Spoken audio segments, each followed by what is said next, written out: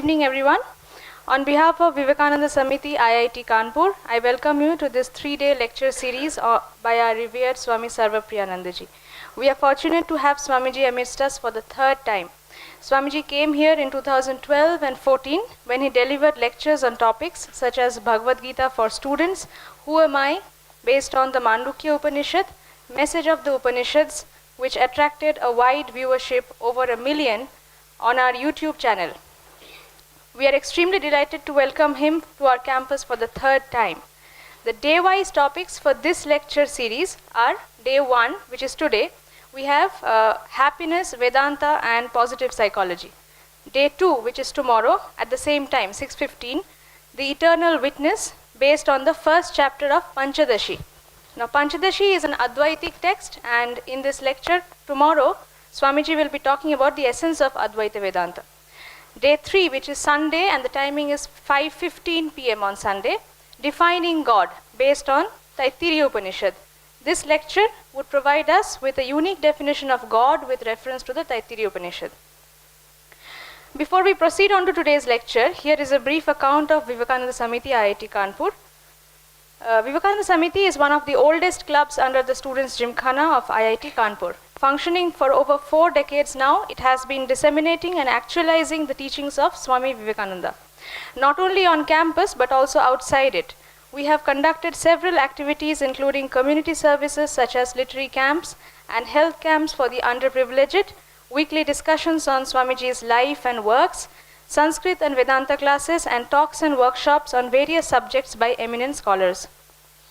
Just before the mid-semester recess, with the help of the Ramakrishna Mission Ashram Hospital and Shankara Eye Hospital of Kanpur, we had organized a free medical camp at Ratanpur village, where we served over 110 patients. During the mid-semester break, we organized a 7-day spiritual retreat at Ramakrishna Kutir, Almora, with the help of Swami Narasimhanandaji, the editor of Prabuddha Bharata Advaita Ashram Mayavati. During the retreat, we conducted meditation sessions, discourses on the Bhagavad Gita and practical Vedanta, personal counseling, work and ethics, and nature walks. We also conduct workshops and short-term courses on Sanskrit. We would be starting a 6-month course in Sanskrit called Pravesha from 21st March in association with Sanskrit Bharati. We would be starting a guided meditation session on campus soon. From the end of this month, the Vivekananda Samiti will also start a generic discussion and debate group to discuss various social and academic issues. Now, a brief introduction to our speaker today. Swami Sarvapriyananda ji has been a monastic member of the Ramakrishna Math Mission for over 20 years now, since he joined the order in 1994. Swamiji holds a degree in business management from the Xavier Institute of Management, Bhubaneswar. He has served the Ramakrishna Math and Mission in various capacities, including being the Vice Principal of the Deoghar Vidyapit Higher Secondary School, Principal of the Shikhan Mandir Teachers Training College at Belur Math, and the first Registrar of the Ramakrishna Mission, Vivekananda University at Belur Math. At present, he is an Acharya of the Monastic Probationers Training Center at Belur Math. Recently, he has also been ordained Assistant Minister in charge of the Vedanta Society of Southern California, Los Angeles, USA. Swamiji has been a speaker at TEDx IIM Ranchi. Besides premier Indian institutes like the IITs and IISc, he has also delivered lectures on Vedanta extensively across the US, the United States, Australia and New Zealand, including noted universities such as the University of Queensland, University of Sydney, University of Adelaide, Victoria University and University of North Texas. His interests lie in the fields of Indian and Western philosophy, spirituality, psychology, management sciences, and education. So, moving on to today's lecture, a brief introduction, Happiness, Vedanta, and Positive Psychology. Today's lecture is going to be on probably the most sought-after asset of human life, happiness. We generally tend to believe that life comes with only snippets of happiness, but we all have at some point or the other realized a simple truth about happiness, that we ought to create happiness in our lives instead of passively waiting for it to come our way. This journey towards happiness can possibly begin with a genuine acceptance of all that comes with being human, of our human condition. Swamiji is going to lead us through relevant aspects in Vedanta and positive psychology in our quest for happiness. I welcome Swamiji. Namaskar and good evening. It's a pleasure to be back here again. I've had wonderful experiences on 2 earlier occasions I came. We already had a very lengthy introduction, so I will not say anything by the way of introduction, but we'll go straight into the subject. Swami Vivekananda, there's a famous story about him, that once a Maharaja, probably the Maharaja of Khetri, I'm not quite sure, he asked Swami Vivekananda, why did you become a monk, a sannyasi? And Swami Vivekananda, this is not the whole of the story. The story goes that Swami Vivekananda asked him, why do you hunt? Why do you hunt animals? And that Maharaja said, because I like it. And Swami Vivekananda said, likewise, I am a monk because I like it. I've become a sannyasi because I like being a sannyasi. Now you say, what's great about this? This is pretty simple. But actually, when we think about it, it's quite interesting. Why is it interesting? I have asked so many young novices, those who have come to become sannyasis, I'm teaching them now. I'm in Belur Math, the headquarters of our order, where there is a training institution for young people who want to become monks. So I'm teaching there now. And I've often asked them, sometimes asked these young people, why they want to become monks. And the answers I get are, some say I want to realize God, some say I want to know myself, some say I want to find peace, some say, many say that I want to live a life of service, to do good to others, and so many answers. Till now nobody has said, because I like it. If you say that, why don't you, do you like it or not? Of course they'll say, yeah, I like it, that's true. But nobody gives this answer directly. So that's very interesting. And as we go on through positive psychology and Vedanta today, we will find behind this very simple answer a key, a very profound concept which will be of help to us in our day-to-day lives. Positive psychology and Vedanta. Positive psychology is new. It's about 20 years or so old, owes mostly to the work of the first gentleman here, Professor Martin Seligman. And one of the things they focus on is human happiness. Basically, why is it called positive psychology? Professor Seligman says, till very recently, psychology and especially psychiatry were concerned with sick people, people who were suffering, how to make them better. As he put it in a talk, how to take people from -5 to 0. But what about taking people from 0 to +5? You know, like there's medicine which makes sick people better, but there's also sports medicine which makes healthy people faster and stronger. So why not a psychology of human strength? Why just a psychology of human weakness? So that was the idea. And obviously happiness is a central focus, not the only focus of positive psychology, but central focus. Vedanta, which most of you would be aware, is an ancient spiritual philosophy based on the Upanishads, and that has many schools. But Vedanta in itself shares similar goals. If you ask, what is the point of Vedanta? What are you trying to accomplish?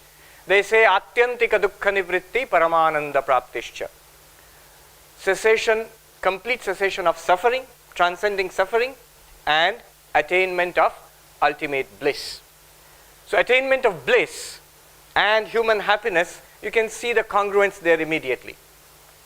We shall also deal with the work, primarily the work of the second gentleman here, Professor Dr. Tal Ben Shahar, and also incidentally the work of Professor Mihai Csikszentmihalyi. And yes, that's how you pronounce it. I have referred to Professor Seligman's work on different occasions. To put it very briefly, what he says is this: human happiness, which is a function of 3 factors, which he calls pleasure, engagement, and meaning. But they are not equal. Pleasure is what we will normally turn to when we want happiness. So you want some positive emotion. So you go to, just now what we did, we went to that canteen and we had a cup of nice coffee. So you eat something nice, you go out with friends, you watch a movie. All of this comes under pleasure. And this is what we normally turn to for happiness. And Professor Seligman says it is a mistake. Why? Because of certain reasons. One reason is it is ephemeral, transient. Every kind of pleasure known to humanity gives you positive emotions for a while. You get it, you drink that cup of coffee, it gives you some amount of positive feeling for a while, and then it's gone. If you take a rasgulla, it spends 10 seconds on your tongue and a lifetime creating problems for you elsewhere. So transience is a factor. And another factor Professor Seligman mentions is its habit forming, in the sense that if it gives you pleasure for some time, and that same thing will not give you pleasure after a while. You need more of that or a different variety of that. So you get satiated very easily. And so many other defects he mentions. Not that pleasure does not give you happiness. Pleasure does give us happiness, but of a low order and very temporary. Seligman says much more happiness is found in the second factor called engagement. Engagement means when you are absorbed in some activity. It may be your studies, it may be a job, it may be a hobby. There's a difference between pleasure and a hobby. In passive pleasure, like you're watching a cricket match on the TV, that's a kind of pleasure. You go out and play cricket, that is engagement.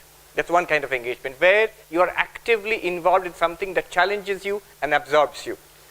That may not be pleasurable. A lot of time your work, the study that you're doing is not pleasurable, but it contributes to your happiness. It contributes to your happiness. In fact, I read about an experiment conducted way back in 1930 in schools in America. The old problem, children want to have fun and we are forcing them to study. So this experiment was done on 600 school students in different parts of America in 1930. And the experiment was very funny. The students, if they behaved well, they would be rewarded with more homework, more work. They have to stay in class and do work. If they were naughty, if they were unruly, they would be allowed to go out and play. You can go out and play. And the amazing thing was, first 1 or 2 days, kids will be kids. So they all wanted to go out and play. Within 2 to 3 days, almost all of the kids didn't want to go out and play. They wanted to do something, whether drawing or mathematics or something, their favorite subjects. They became very, fidgety, unhappy when they were asked to go out and play. Now that shows something very interesting, that engagement, we need some kind of engagement. We need some kind of challenge in our lives. There was this story of a person who was, after death, a criminal. So after death, this angel comes and takes him and throws him in this place. A nice house somewhere. He imagines that this is heaven. Somehow I've come to heaven by mistake. They've sent me to heaven. And he says, this place, whatever you want, all your wishes will be satisfied immediately. And he's delighted. And he asks for money and so many things, all kinds of pleasures, gadgets or whatever. And everything appears immediately. After a few days, he feels a bit frustrated. He says, you give me something to do. And the angel appears before him and says that's the only problem here. Whatever you want will be given to you, except only one problem, you will not be given any work. And as the days go by, this man, he can't take it anymore. And he begs the angel, send me to hell. I don't like this heaven. And the angel smiles and says, this is hell. This is hell. Which those little children discovered. After 3-4 days when the teacher is not saying anything, just go and play. This is hell. This is not pleasure. So engagement gives a lot of happiness. In fact, more happiness than pleasure. Because the children were offered a choice between engagement and pleasure. At first they took pleasure. After very soon they wanted some kind of engagement. Then Seligman says, even more than engagement. So a career, studies which you like, they'll give you happiness. Though always it may not give you happiness. Sometimes if you don't enjoy what you're doing, it will not give you happiness. It will create a lot of unhappiness. More than this, Much more happiness comes from what Seligman terms meaning. Usually meaning in life is, if you have found a purpose in life, which is, one characteristic is, it's bigger than the self. Usually pleasure is all about myself. Engagement is more or less about myself, though I interact with others. But I am absorbed and challenged. Whereas meaning is usually about others. It may not be other human beings, it may simply be for the sake of science, for example. A scientist, an artist, a writer finds meaning in art or science. The person of religion finds meaning in fact, religion is a great way of getting meaning in life. So meaning gives much more happiness than pleasure and engagement. Though most people do not have that kind of meaning in their life, most people are searching for meaning in their lives. So meaning gives much more happiness than pleasure and engagement. And what Seligman recommends is, we should try to have that meaning and engagement component as much as possible for lasting satisfaction with our lives. Now let's go ahead. Today, I've talked about this on different occasions, but today I want to problematize this. I want to see that there's a problem with this. As we go ahead, we'll see. Before we go ahead, let me just mention, in Vedanta, the way we look at human goals, what people want in life. Goals not in the sense of what we should want. It's what we really want. Just ask anybody, ask yourself, ask anybody, what do we want in life? And you'll find it comes under these four: kama, artha, dharma, or moksha.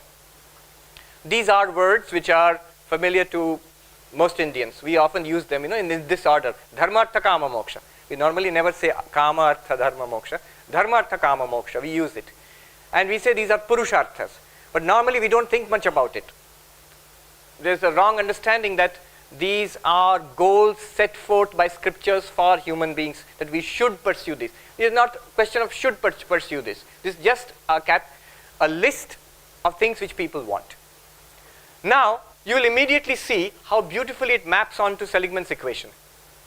Kama, as you know, is pleasure, is desire. Kama is desire for pleasure. And you can see kama immediately matches the pleasure, the P component. Artha, it's a bit of a stretch. Artha literally means wealth, power, achievement, status, all the things which we want in life, possessions, for example.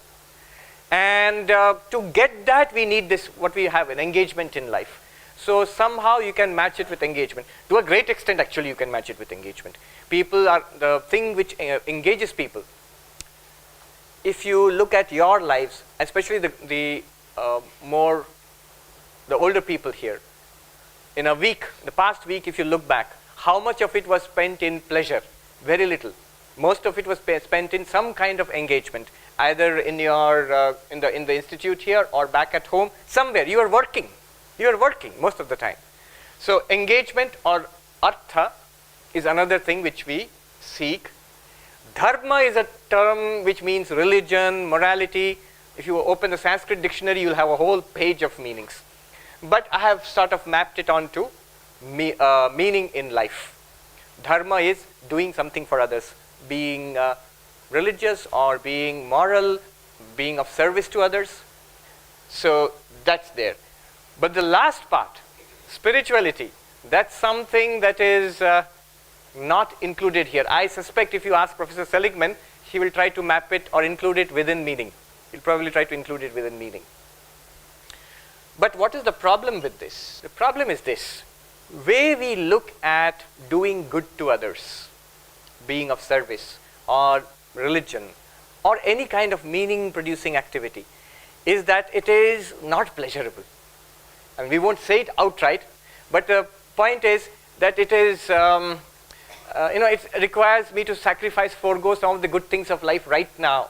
Maybe it will do some good later on in life, but right now, I can relax and watch TV or play video games, and now you want me to go out and work in that eye hospital or something for poor people there. I know that's great, but it's asking me to forgo something. You want me to donate money for a good cause. Now I can use that money to buy the latest iPhone or something, and I know it will be of more use to poor people. Now see, it's always a trade-off between present pleasure versus future benefit. I know I might feel good later on, but right now, you get it. This always, the problem is there. People will not say it outright, but if you ask them to do something very moral, very good, very meaningful, there's a little hesitation. And hesitation is because of this. Why I have put the German philosopher Kant's picture here is, he put it very clearly. He said, what is moral? What is moral action? Moral action, he said, is something that is done only for duty. If you do it because you like it, then it's not moral. You're doing it because you like it. You're not doing it out of duty. If you do something which you like, and so that you are doing for your own pleasure, for your own happiness, that is not morality, that's not duty. Morality flows from duty. So he connects the category of morality with duty. If something that is done on the basis of duty is moral. That's his point of view, but he clearly sort of states the problem. If you state it in that way, immediately you see there is a big clash between the morality of duty versus pleasure. You see, if you go back to the equation, you will see what happens is pleasure and meaning, they seem to be pulling in different directions. So it's as if for getting a meaningful life, you have to give up the pleasures. And actually when you see people, Gandhiji, he seems to have given up most pleasures. So in life, and he has got a very meaningful life, or Mother Teresa, or Swami Vivekananda. So they have got very meaningful lives, but they're not having fun. So it somehow puts off people. This is the problem. And this is where this gentleman comes in. I discovered him recently. He's the most popular lecturer in the highest rated university in the world. So there's some Times rating was published recently. And I think Harvard University, they put it on the top. They usually do. But there, this gentleman, very unassuming person, if you see his YouTube lectures, he's a very quiet sort of person. He teaches psychology there. And his course, he started off with, he says, 6 students. And 2 of them dropped out. So, and from there, today he gets 1,400 students per semester, way beyond any course in Harvard University. In fact, 20% of all the students of all the branches in Harvard University, 20% of all the students, they will take his course. And they have to hire, I heard, halls, big halls to conduct the class, obviously, if you see so many students. Now, what I put there is an oversimplification. I don't know if you like that. But basically what he's saying is, see, this whole idea of success will lead to happiness. He says this is the root of the problem. And that's why actually I put it this way, because here I am speaking to a group of people who are all type A's. Almost all of you are go-getters. Otherwise you wouldn't be here. So these people, such people, they define success as leading to happiness. Now he says basically what he's doing is he reverses it. He says happiness is success. Happiness is success. And how does he do that? Well, it's Americans have a way of putting profound things in a very simple way. I mean, if you see this, don't be misled by the examples which he uses. That is saying something superficial. Actually saying something very interesting with regard to the problem which I put forward, meaning versus pleasure.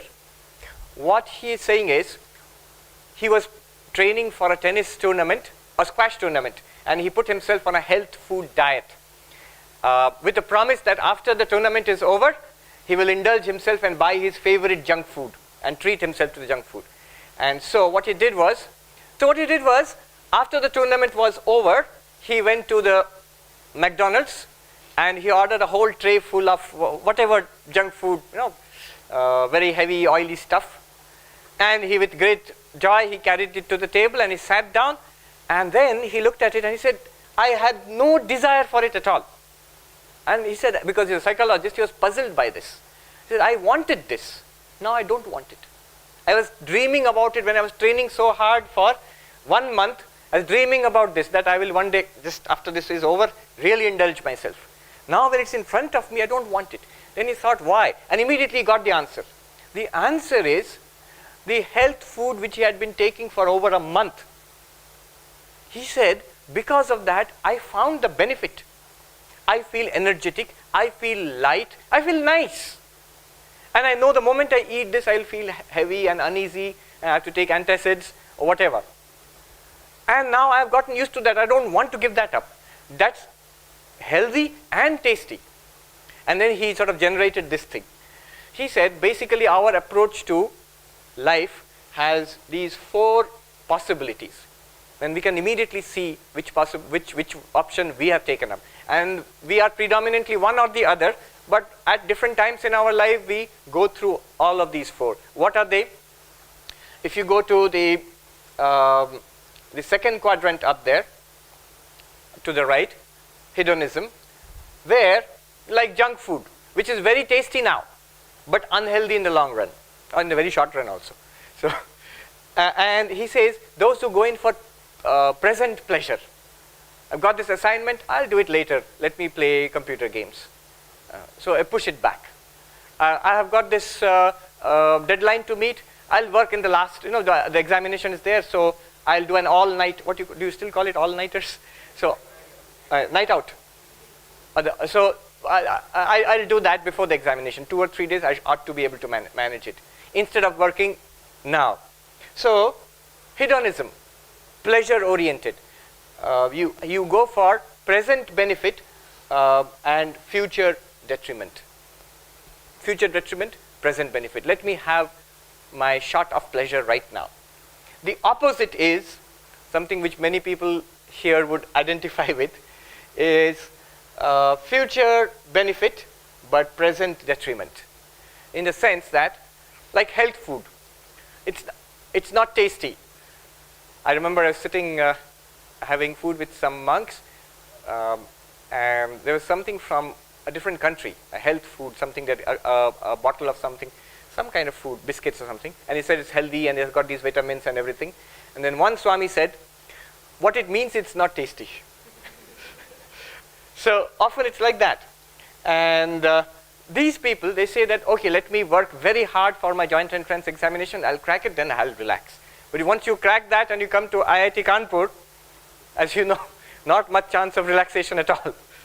You are barely able to keep your nose above the water, this assignment, that examination, these results, and so on, just somehow struggling to stay afloat. Don't think it's going to change the moment you get a big fat salary package, you complete your PhD or your MTech or your BTech and go and take a big job. It's not like that. We're going to give you a big fat salary package, they're going to get everything out of you also. So there also, it'll go on like that. There you're saying that maybe when I reach that level, it'll get better. I'll be very relaxed and I'll enjoy myself. So you go from one goal to another goal, all in the future, and you get those benefits. But this is important, at no point in time are you happy. Not before, not now, and as you see plot the points of time, you're expecting a future happiness. The idea of it will arrive, the arriving model. I will arrive at happiness. So that's the rat race. The problem with the rat race is even if you win the rat race, you're still a rat. And the first quadrant is the worst, and there are so many people there. A nihilist, where like stale food, it tastes bad and it's unhealthy.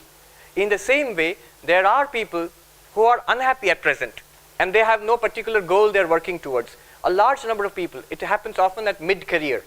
Young people here won't understand that because you've got something to look forward to. But at mid-career or middle age, it suddenly happens that I'm not happy and I also realize nothing very great is going to happen in my life anymore. And then you feel, today is not good and tomorrow looks worse. So that is the nihilist position. And many people come to this. Seligman calls it a kind of learned helplessness. Learned helplessness, there was an experiment they conducted where they put rats. One group of rats was given electric shocks, mild shocks, so don't feel bad for the rats, but it must have hurt because they had a little lever which they could press and the shocks would shut off. And another group was given random shocks with no lever. There's nothing that they could do to stop the shocks. Later on, when the groups were mixed and put in another cage where they were given shocks and the lever was there, or some other, or there was the cage walls where the barriers were open, so they could jump out. The first group, which knew that they could overcome the pain of the shocks, they found out that and they jumped out. And the rats in the second group, though they could have jumped out, they did not. They just stayed there shivering and suffering. So this nihilist group is a kind that who have given up hope. There's no happiness in the future, and obviously there's no happiness now.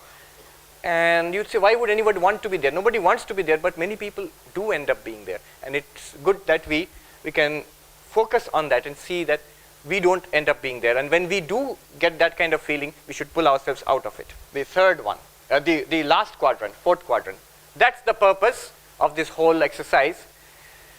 What Tal Ben-Shahar says, he says that both of these, all of these, the nihilist and the rat racer and the hedonist, all of them have a conceptual mistake.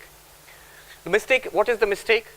He says one day a young student in Harvard University, she came to him and said, look, I have attended your course, but my question remains. Is it better to be happy now or happy in the future? And Tal Ben-Shahar said, that very question illustrates the problem. The right question to ask is, how can I be happy now and in the future? How can I be happy now and in the future? In Vedanta, we talk about three qualities, sattva, rajas and tamas. Tamas is the quality of darkness, heaviness, laziness, inertia. Rajas is the quality of dynamism, desire, activity. Sattva is the quality of lightness, of peace, of serenity, of calm activity. Now if you put this sattva, rajas, tamas here, you will find the nihilist will immediately fit into the tamas model. In Bhagavad Gita, description of sukha, happiness of a tamasic person. It says the happiness of a tamasic person is, that person is prone to laziness, to depression, to darkness in life. So that is the nihilistic model. The hedonistic model would come somewhere between the hedonistic model and the rat racer, would come somewhere in the rajasic category, where I want pleasure. If there's a little bit of self-control, okay, I want more pleasure in the future, I'll sacrifice my present happiness and work hard towards that. So it becomes a rat racer. If there's less self-control, but I want that pleasure, he goes for immediate benefit, but sacrifices future benefits.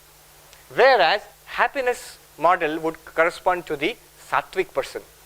The sattvic person knows what is good for himself or herself and for others, what is good now and in the future, and has managed to get the habit of, as Tal Ben-Shahar did, of health food. Enjoys that health food. Enjoys that health food, not in the sense that it will make me happy later.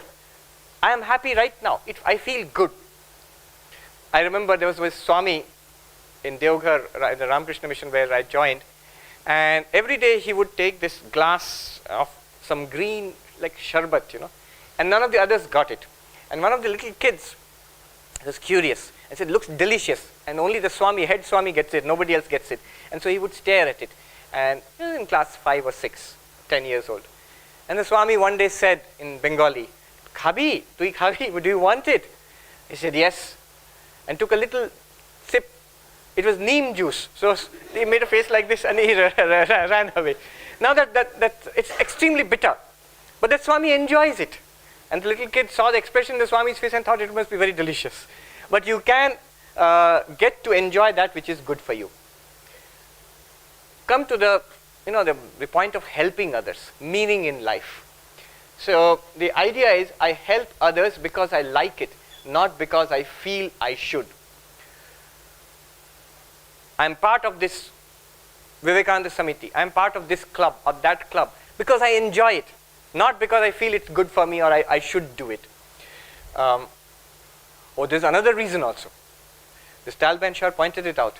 I have seen over the years how the biodata of the students is getting, the fonts are getting smaller and more information is being packed in. This activity, that activity, this social work, that.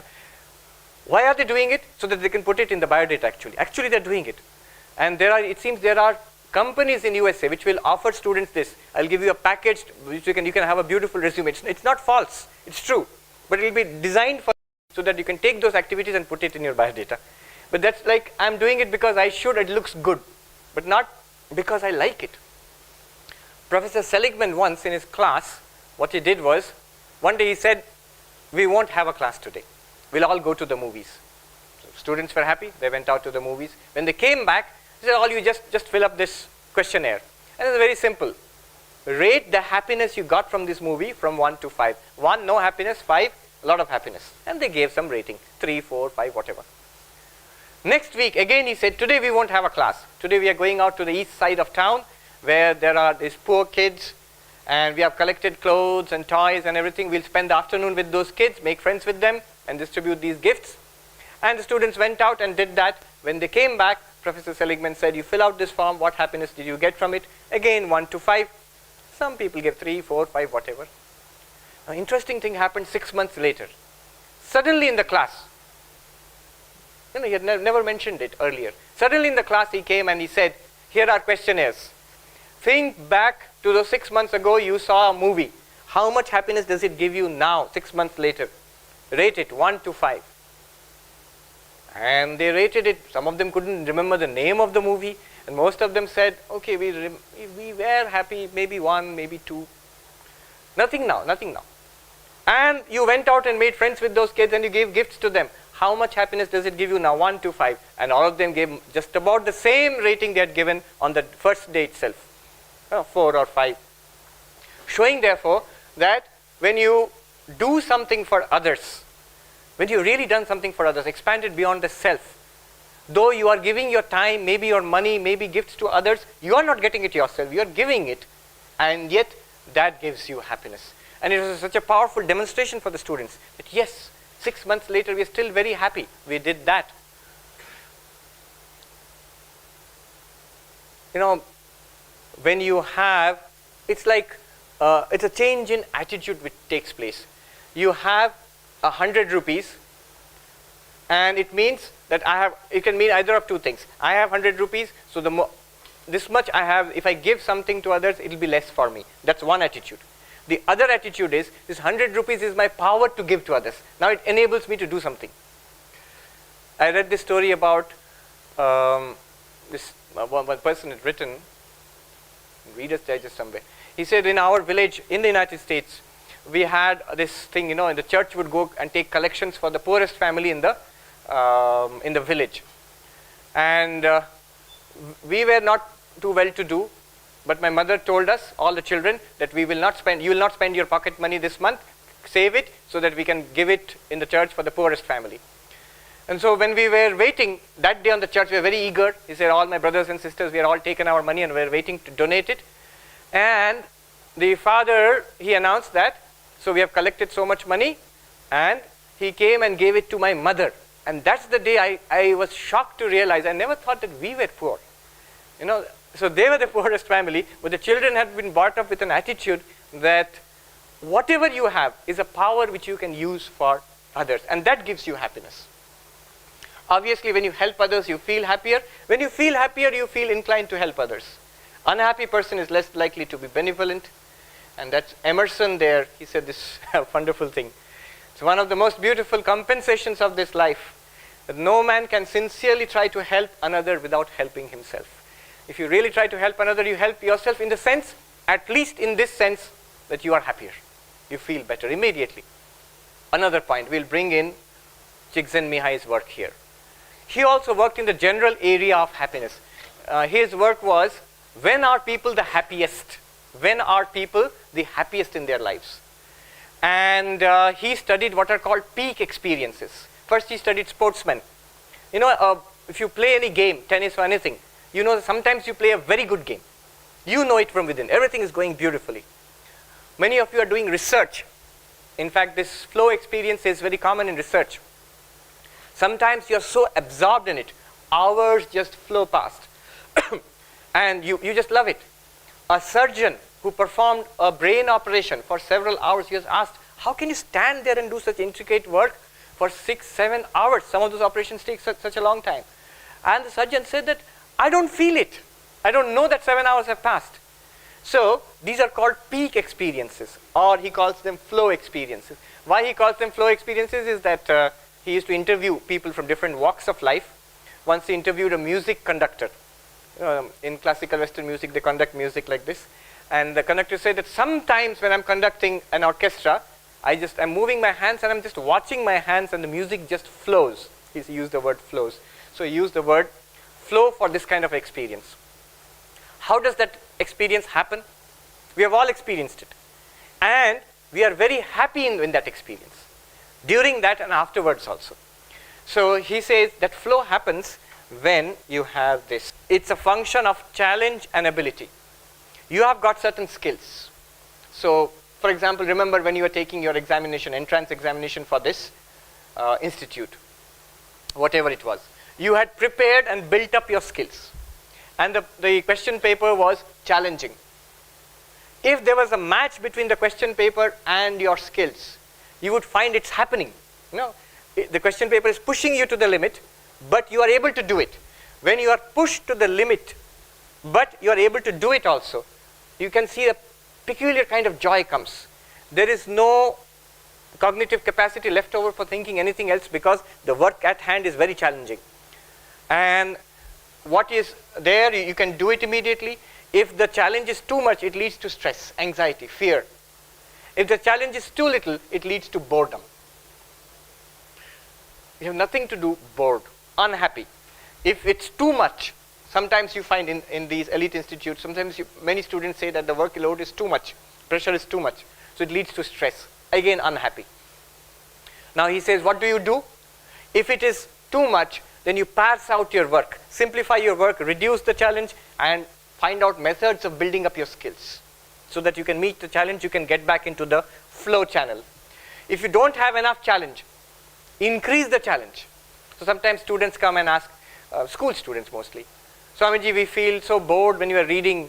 I can stare at the page for half an hour, and then if you ask me what you read, I don't know. My mind has gone all over the world, but I can't tell you what I read there. What has happened is, only a part of its cognitive capacity is on the page, which he is reading. And the rest is thinking about so many other things, because that is not challenging enough to draw the entire capacity. See, when you are driving, or when you are playing a game, tennis or badminton or something, the opponent is in front of you. He is serving and you have to return. So all your attention is there. You cannot do anything else. And flow happens automatically. So what I tell the students is, see, you are in this zone. That's why your mind is wandering. Mind is wandering because there isn't enough challenge. Now you have to consciously increase the challenge. How do you do that? Well, very easy way is active reading. Instead of just looking at the book, you have a notebook. If it's your own book, you have a pen, underline, take notes. I've seen books of Swami Ranganathananda ji, who was the president of the Ramakrishna Mission several years back. He donated all his books to our library where I am now.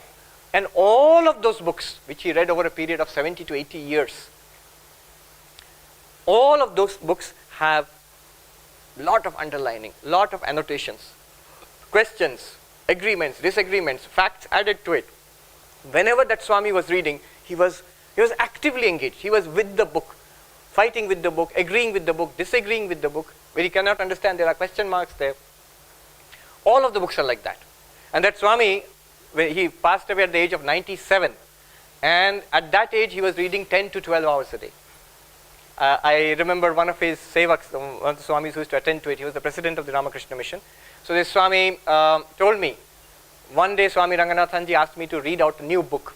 So I read it out to him over a period of a week, every day 2 or 3 hours.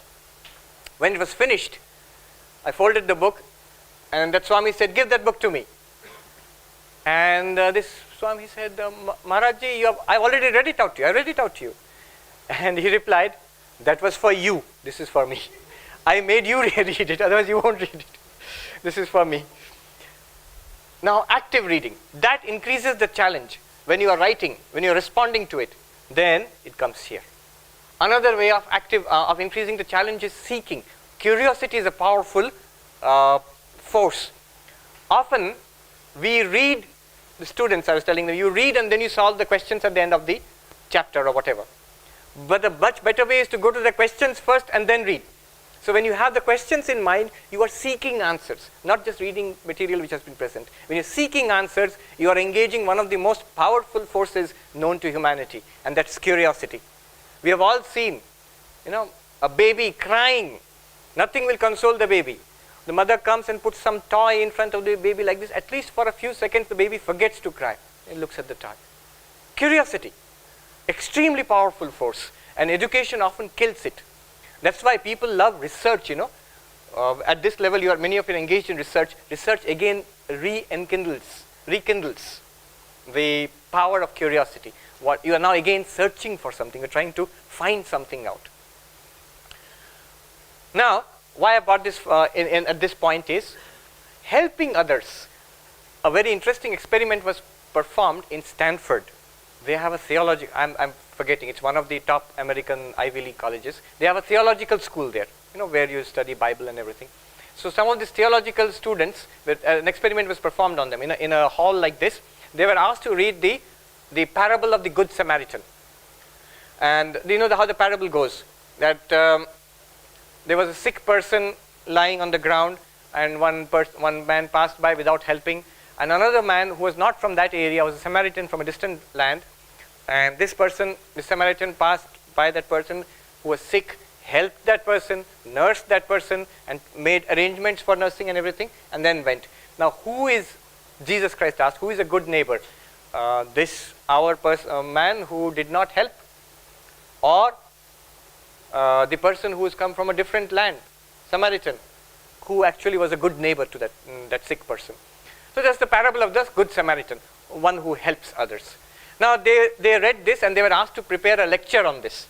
And they were told, in the next hall across the lawn, there is an audience, you go and give a lecture on Good Samaritan. And they, one by one, they were asked to go.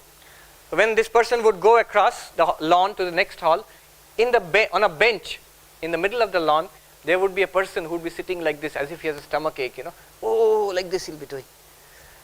Acting. And they were watching what this person would do. And they found many of them did not stop. They're going to give a lecture about helping others, Good Samaritan. They just walked past. And some of them did stop, a few of them. And then it began to see, what is the difference? The difference is this. If a person is and when they went to the hall, there was nobody there. The experimenter said, the experiment is over, you can go. Now, the difference was this. Only one thing, not the parable of the Good Samaritan. It was who was paying attention, who was not paying attention. The moment you pay attention to the suffering of another person, most of us will feel sympathy. And they say, even now there's neuroscience of that sympathy. They say there's some mirror neurons or something, and there's a neural correlate to the feeling of sympathy. But that requires attention. Maybe that's why you see in communities which are close-knit, in a village or a small town where family members or community members live together, we always say, the people used to take care of each other. But in modern cities, when you're living in apartments, nobody takes care of others. What happens in modern cities is people do not have that relationship, and people are busy.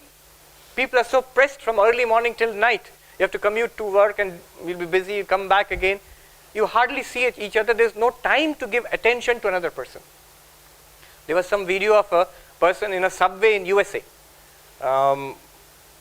sick on the ground, and thousands of people rushing to catch the train. Nobody is looking at that person. Until one person stopped, then they all looked around, and people rushed to help. So people did not notice, number one. When they noticed and tried to help, many people did try to help. So attention and helping others are positively correlated. That's what Csikszentmihalyi says. Now, attention is very important to happiness.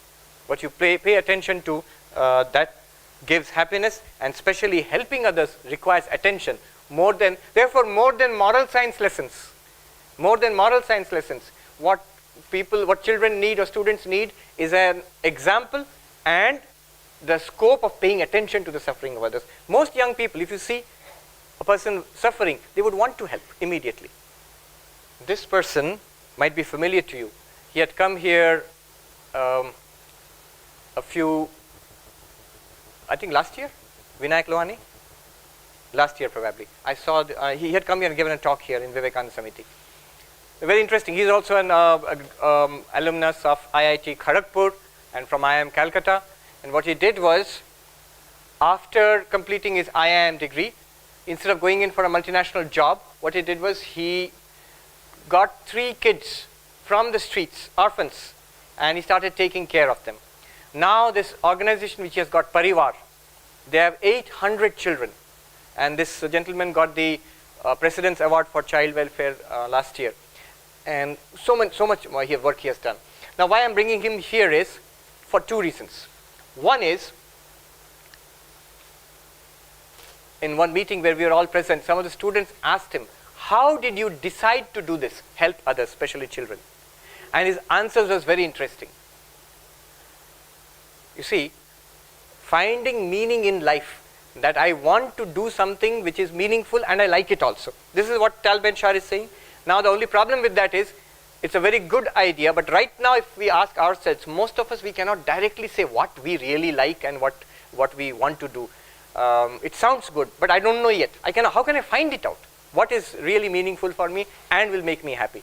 Now look at the method he adopted. That's very interesting. He said, well, his answers, he is a very deep thinker, and his answers are startling, like most deep thinkers. He said, I never tried to find out what I want in life. I had the same problem as most young people have, that we don't know what we want in life. So what I started doing was what I don't want in life. I started making a list. Do I want this kind of a job? No. Do I want to do this work of this gentleman, or that kind of a corporate job, or this kind of an academic job? No, no, no. And in that process, something opened up within him when he felt that I would like to help children. That came up from within, while he was trying to rule out what he does not like. What you don't like will come up. If you try to make a list, it will come up immediately. You start considering, do I like this? It will say no, or yes. But mostly it will say no, and though that your mind will tell you no, and you have to cross it out. That's one point, very interesting, of discovering what is meaningful and you will like it also. That's a negative way, a very Vedantic way, I would say, neti neti, not this, not this. And the second thing he said, again his own idea, and look how it matches with Tal Ben Shah's idea. He says, somebody asked him a question, you are very successful. What you wanted to do, you have done in life, and people are appreciating you for it. You are also happy, you say you are very happy and all that. But supposing you had not succeeded, there are so many NGOs in this country. Many of them are not doing well. Many of them are not doing well. Instead of 800 kids, if you had 8 kids taking care of 8 kids, and that was the sum and substance of your achievement, how would you feel? And what he said was, I make a distinction, his words, between intrinsic motivation and milestone motivation. So my idea was then 50 kids, and then 100 kids, then a school, then a hostel and things like that. And that's how I've been moving. These are milestones. One by one, as I do that, I feel good. But more important than that, I have what is called intrinsic motivation. I know this is right, I know this is good, and I know I like it. I love doing this. If I had not succeeded at all, I started with 3 kids, and those only, I had helped those 3 only. And you know how he started? He just picked them up the street without any plan. He rented an apartment. He used to give, because he had an IIM and IIT background, tuition. And hundreds of boys and girls would line up for tuition from him. And he earned money that way, and he would support them. I asked him, Vinayakji, 3 kids. You could do tuition and get money for 3 kids. You have 800 children now. How do you, tuition is not enough. He told me, you know what he said? Now I don't do anything. I don't do anything. Money comes. I don't ask also. Now, if that only 3 kids, if he had only 3 kids whom he helped, he said that intrinsic motivation is there within me, I would still be satisfied, even if the milestones I did not reach. Now see, something that gives me happiness now and also happiness in the future. Something that is helpful for others, and I like it also. Because I like it, whether I achieve something in the future or not, it's not important.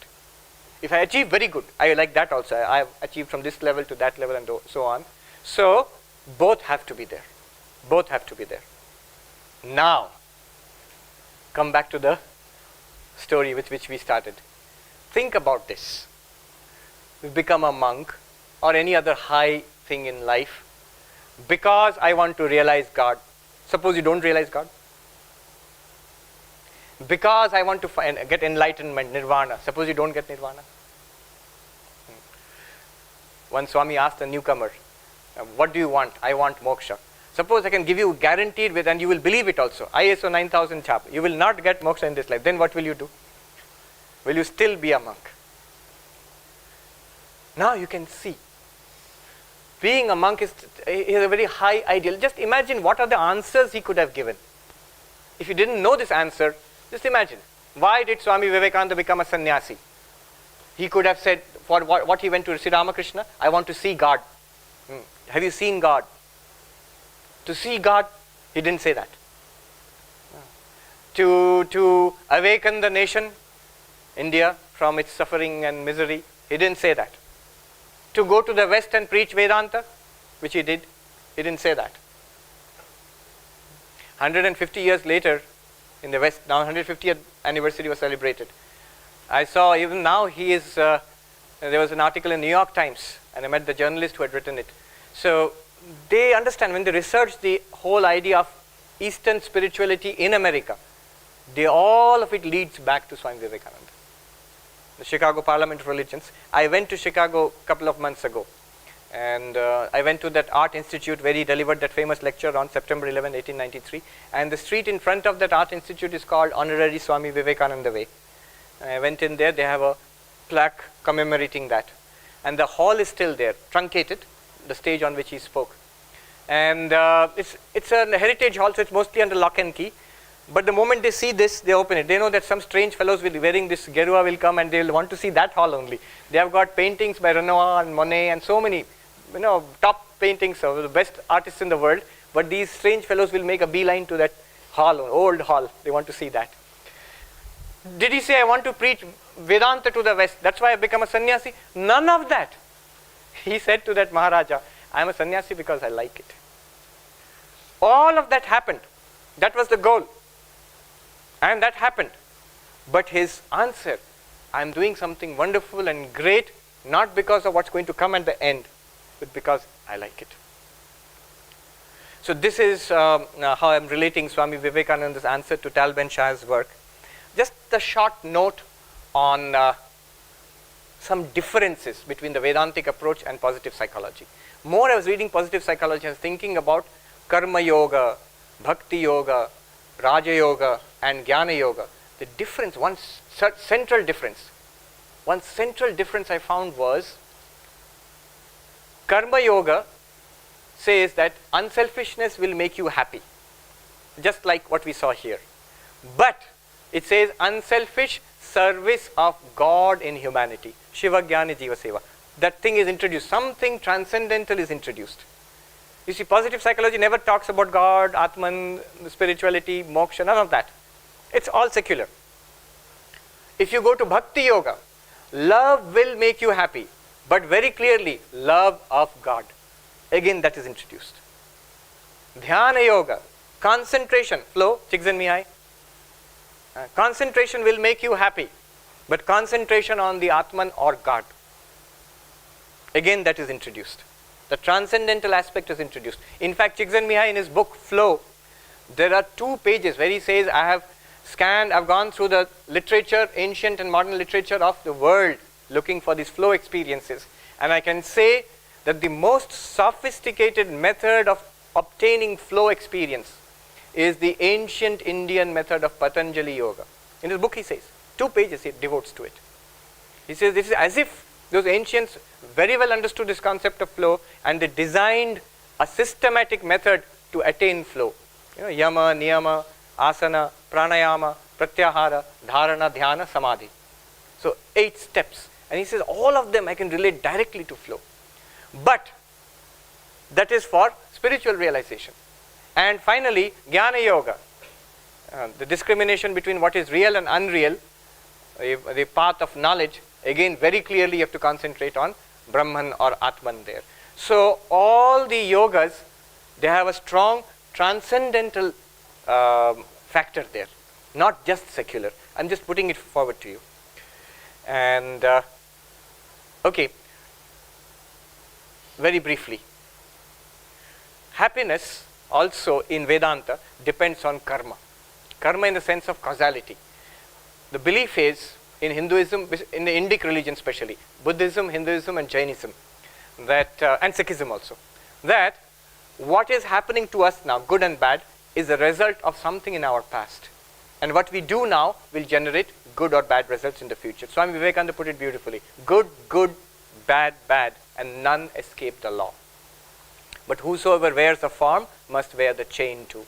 And of course he said something beyond that, but that takes us beyond today's subject. What is beyond this law of causality? That is tomorrow's subject. So the law of karma says, you do good, the result is happiness. You do what is bad, the result is sorrow. If I am unhappy, it's something I am responsible for it somehow. I don't know how. If I want to be happy, then I must do good, especially good to others. I'll stop here and take questions. I've run out of time also. Questions? Happiness, positive psychology, Vedanta. Yes? In law of karma, what I just mentioned, they have a very clear definition. The law of karma says dharma leads to something called punya, punya leads to sukha. Adharma leads to papa, papa leads to dukkha. Now dharma and adharma can be defined in many ways. One is a strict scriptural definition. So there what is said in the scripture is good, what is prohibited in the scripture is bad. Again, there might be a much more humanitarian definition. Vyasa says, what you do for the happiness of others is dharma. What causes misery to others, parapidanam, is adharma or papa. So that you can interpret in a humanitarian positive way, or you can give a very strict scriptural interpretation also to what is good and bad. If you the terms used are dharma and adharma. External factor, is happiness independent of external factor? Like Seligman didn't mention it. External factors. There is a lot of study in this in positive psychology and in Vedanta also. In positive psychology, they say one thing they have found out is that we all know this, but they have actually shown it through studies. Wealth has very little correlation with happiness. Amazingly enough, once the basics are satisfied, health, education, good nutrition, a shelter, and things like that, society. Beyond that, large increments in wealth brings only a flash of happiness, and again, the level of happiness is the same for those at lower income levels also. They have actually done studies with questionnaires, and they found that external factors, especially wealth, has little impact. Another thing, health and illness. You would think that a healthy person will be happier and ill person will be unhappy, sick person will be unhappy. Only temporarily. They found even in the case of a quadriplegic person confined to the wheelchair, unhappy at the beginning, when the deterioration takes place, miserable, depressed, if that person survives and can manage his or her life over the period of 3 to 4, 5 years, again the level of happiness comes back to a median. I saw in one of my lectures, I was in Houston at that time, I saw this lady who would come in just like a chair, like Stephen Hawking sits. So this lady was completely paralyzed, and that motorized chair, she would come in and she would listen to the lecture, and you can hear the breathing apparatus which is helping her to breathe, and then she would go out and somebody would help her into the car. I heard later she has completed, she was normal till 14 years of age, and then she had a degenerative disease, exactly the same disease which Stephen Hawking has, and after that she completed her PhD. Then she is assistant to some big politician in Texas. Now a full life, and she is interested in Indian philosophy also. She comes to classes. Now you can see, we would be horrified to think of such a disability. But people are, take the example of Stephen Hawking, happy. I mean, I hope so. Yes. So like two big factors like wealth, like, yeah, you can give him the mic, like wealth, like illness. you can see they have only a nominal effect on happiness. Yes, a question. Sir, am I not supposed to be the observer of happiness and sadness? So how can engagement in helping others bring me happiness? Right. Now, observer, you are going on to tomorrow's subject. That Mandukya Upanishad, yes. Vedanta, that is the subject of Vedanta anyway. Yes. But I will talk about that more later. That has to be clearly understood. Witness of the happiness in my mind, the witness of the unhappiness in my mind. If you can do that, that's one step further. That's why I was saying Vedanta has a transcendental aspect which is not there in positive psychology, where you transcend the happiness, the positive emotion which is called happiness here. You are no longer very bothered by that. So that's later. But even in Vedanta, when a person attains to that level, that person actually feels like helping others. A person who has gone to that level or who strongly believes in that philosophy will also feel like helping others, no longer for his own happiness, his or her own happiness. It becomes second nature to such a person, because that person is no longer living for himself or herself. The purpose in life becomes to help others. Not all of them will do that. There are two attitudes to this. One attitude might be that person will retire and be a hermit, something like Raman Maharshi. Although Raman Maharshi and others, they also helped so many people. Swami Vivekananda said, even if such a person goes and sits in a Himalayan cave, the thoughts that person thinks will not die. They will go out and help the world. He says that. But many of these persons are actively involved in helping others. Krishna says in Bhagavad Gita to Arjuna, O Arjuna, I have nothing to attain in the three worlds, yet not for a moment do I cease to work. Nothing personal to attain there. I remember one Swami in Himalayas told me personally, 3 sentences, I'll share this with you, but it is more appropriate in the context of Vedanta than in positive psychology. I'll tell you in Hindi and then translate for you. But it requires a full understanding, battery of Vedanta to understand what he said. He summed it up. He said, he was a very highly regarded monk in Uttarakhand.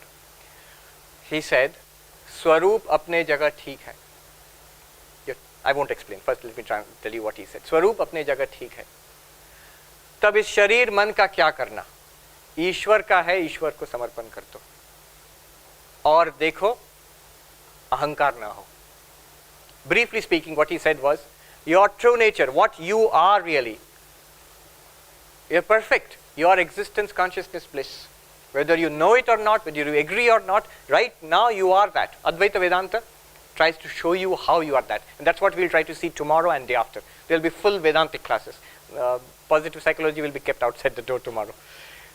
So how are you perfect right now? How are you existence, consciousness, bliss right now? He says that's what you are. If that's what you are, then what about this life? You have a body, you have a mind, you have presence in society. What about this life? He says this life was given to you by God. Offer it back to God. What belongs to God, offer it back to God. Offer it back to God means service to everybody. What God would want you to do. And third, ahankar na ho.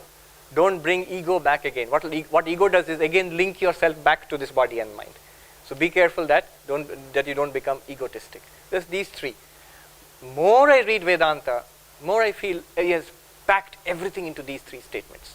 But to understand the first statement itself requires a solid grounding in Vedanta. And to realize it requires a lifetime of sadhana. Basically कहा जाता है कि हम कर्ता हम हैं. मुझे मेरा ये क्वेश्चन है कि वास्तविकता में कर्ता हम स्वयं हैं. हाँ. कि कर्ता प्रकृति है या कर्ता ईश्वर है. Right. और इसमें इन तीनों में आनंद कहाँ है? Right. Again, tomorrow's subject, but I'll answer to you briefly, sir, because you asked. I am the karta, I am the doer, the agent of all our activities. This is where we all start. Why do we start there? Because it seems obvious to us. I am raising this hand, I feel, yes, I am raising this hand. So whatever I do in life, I know that I am the doer. Maybe there are forces outside, within myself also, which push me this way and that way, but basically I am the doer, that's what I feel. Now philosophy comes in, Vedanta comes in and says this is wrong. It's an illusion.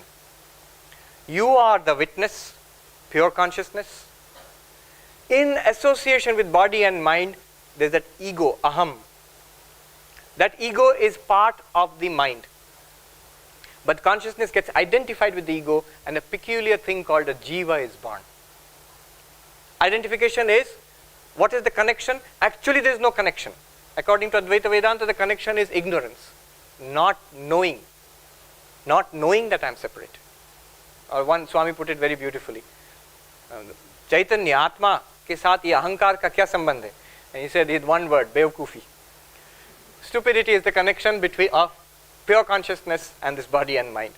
And once you have that connection, that jiva feels I am doing. Because then what is doing these actions? According to Sankhya, Prakriti does everything. Gita also says, Prakriti karmani kriyamanani sarvasha yapashyati tathatmanam akartaram sapashyati. Nature alone does everything. And one who realizes himself in that way or herself in that way, that I am the witness of nature doing everything, he realizes that the self is not a doer. This is from Sankhya point of view. A devotional point of view, person who believes in God, in Hinduism or in other religions, in Islam or Christianity, would like to give this doership to God. And that will not come, that will come in stages. First of all, I am the doer, but I do it for you. And as it goes deeper in sadhana, one feels that I am not the doer. The Divine Mother or Narayana or Allah or Father in heaven, God alone is the doer. It's basically the same thing. Here in Sankhya it's said in a philosophical language, there it's said in a devotional language. In Advaita Vedanta, of course, the highest answer will be that there is no doing also. There is only one consciousness in which doing, action also appears. Body, mind, world, action also appears on a background of consciousness.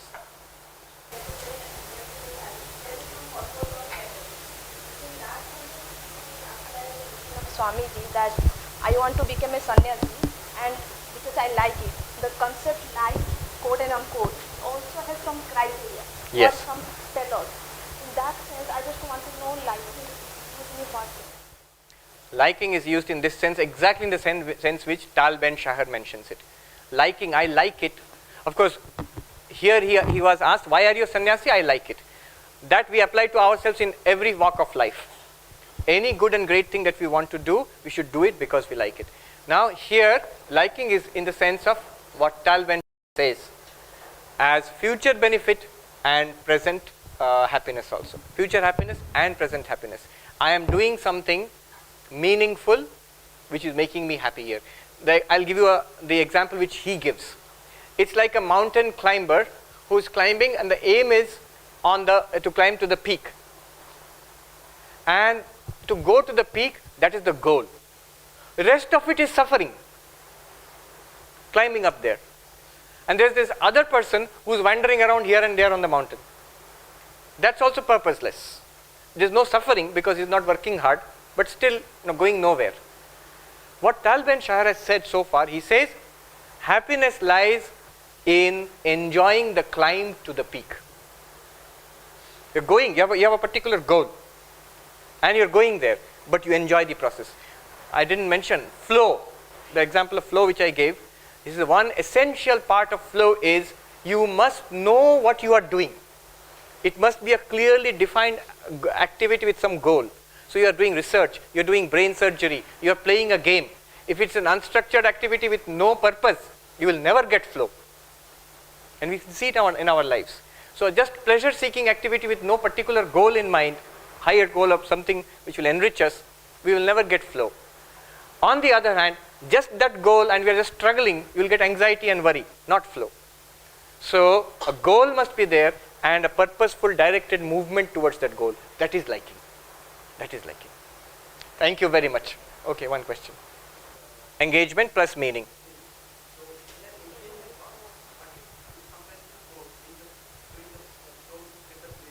Yeah. True. In that engagement part, if you get bored, there you can apply the understanding which is given by Csikszentmihalyi. When you are getting bored, you see, you are in this your capabilities are far beyond the challenge. So the way to get out of boredom back into flow is to increase the challenge. The mistake which we make is the moment we are bored, we go to some pleasure-seeking activity. We give up that higher activity. I'll go out and party or go and browse in the computer, do something, and stop doing that. If I'm bored with it, make the activity more interesting. That's why many people are unhappy. They have some work, finish the work, now I want to be happy. You see, the contradiction there is, I cannot be happy in that work. Somehow we have made this contradiction between work and happiness. So happiness is something left over for the time after work. And it doesn't work. It doesn't happen. And those who by some way they have found happiness in work, they get the happiness from engagement, from that E component. And if that work is meaningful also, much more happiness. Yeah. So I have a practical question related to this structure. You said that with increasing challenge, if there's a proper increase in challenge and ability at the same time, we experience flow. Yes. Now, often, I mean, this is okay for a personal experience, personal engagement with something. Often in higher education or jobs, we are working in a system where, I have got teachers who increase the challenge but also are able to bring out the best in me. But often the system does not work that way. The system is very subversive. The system tries to manipulate and not allow you to work in a proper way. Now, it's a more common experience than we would like to acknowledge. So what would you say about that? It affects our state of being every day. And I know that it happens in many places, in corporations and in academic institutes also. But those who value high performance from the people in the institute or in the company, they are realizing this. And one of the ways of bringing out high performance in the workers or in the students or in the faculty, high performance with satisfaction. High performance without satisfaction will ultimately degrade. So they have understood this, that you build up the faculty or the students or the workers and give them the challenge. I'll give you one example, concrete example from the corporate world. There are companies nowadays, car manufacturers, one of the engineers told me, car manufacturers, they actually do not manufacture the car. They put together the components which are manufactured by ancillaries, by suppliers. And the suppliers have to bid against each other to give the best product at the lowest cost. It's a normal system. Now what Toyota has done is, it seems that they have a beautiful system where they will train up the supplier. See, we want high quality and low price, and we'll teach you how to do it. You submit your bids. Now, if you become our supplier, we will take you into confidence. We will increase. We are very challenging customers, but we will increase your ability to come up to the standard. Now, at a corporate level, they are going to give flow to the suppliers. You understand? So, an institute or a company can do that. I have heard of certain companies which restructure their work environments to make it both challenging and fun, and help the employees to come up to that level. Training programs are supposed to do that. Okay, let's wrap it up. Thank you. Thank you very much.